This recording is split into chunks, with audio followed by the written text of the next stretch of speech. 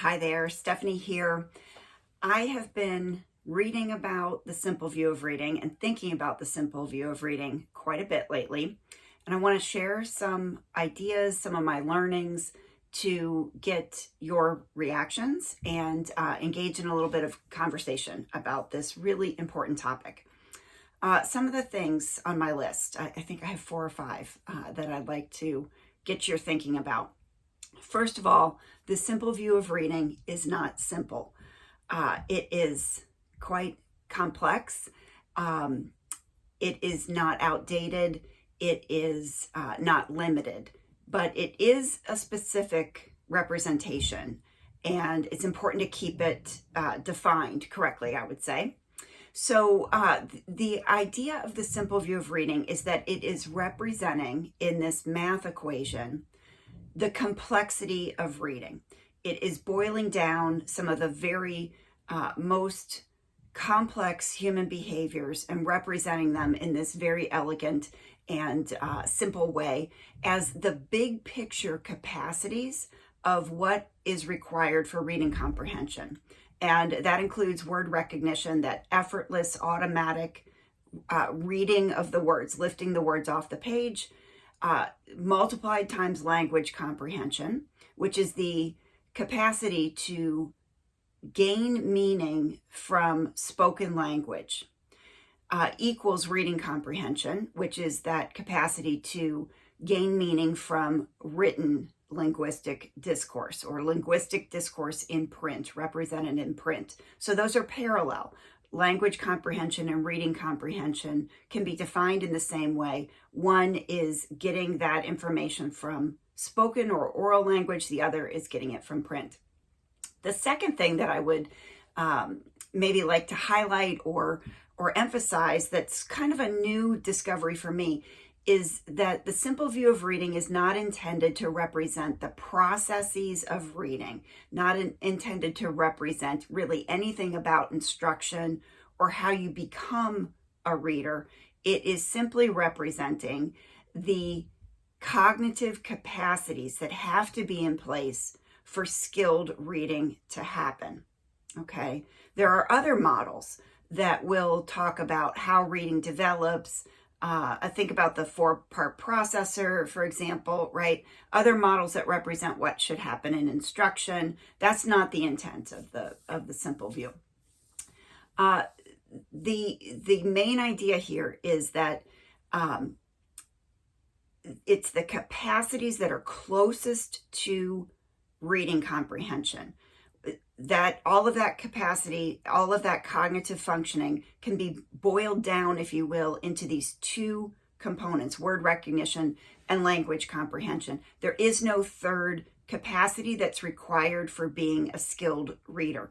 Everything that is involved in reading, all of that complexity can be represented within word recognition and language comprehension.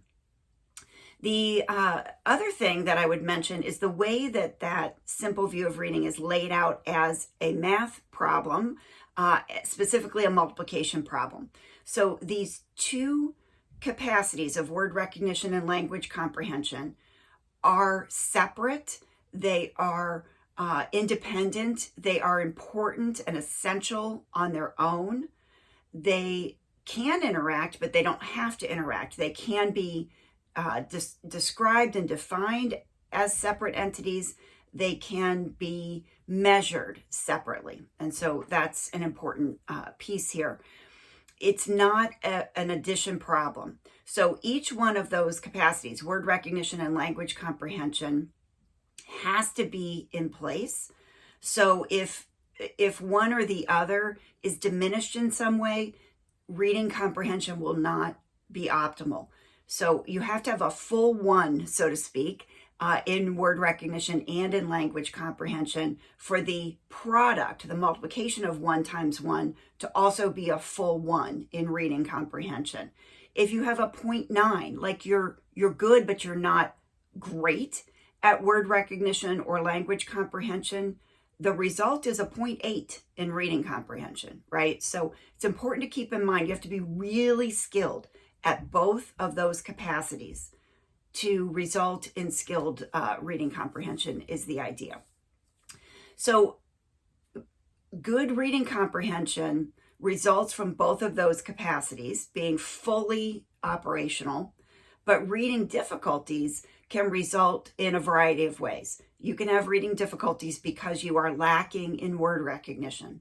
You can have reading comprehension difficulties because you are lacking in language comprehension.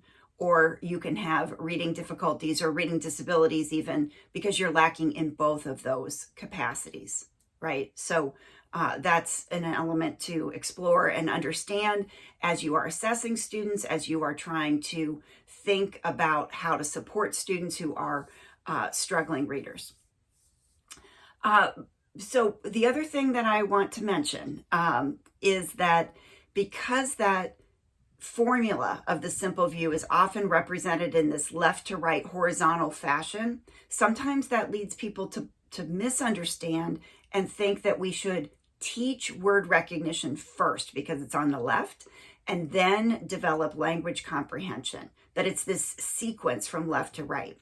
And what I want to emphasize is how important it is for both capacities to be developed, to be taught explicitly, to be in place as we have the beginning opportunity. Maybe that's the beginning of kindergarten. So they have to be developing in tandem, in parallel. It can't be that we're spending the primary grades developing word recognition, and then once students are automatic decoders, then we can shift our focus to language comprehension.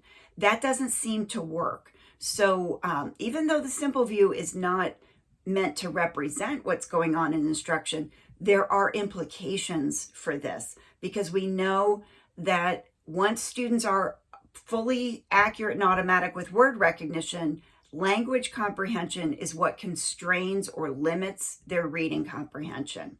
So we can't teach these things in a sequence. They have to be taught together in tandem. So for the implication for classroom teachers, a couple of things for you to think about. What am I teaching currently? Am I teaching and developing in my students these capacities, word recognition and language comprehension? And then to think about asking yourself, why am I doing that? Why am I teaching what I'm currently teaching? Why am I teaching this right now with this group of students, given their skills, given the grade that they're in, given what you know about their current capacities? So some things to think about the absolutely not simple view of reading.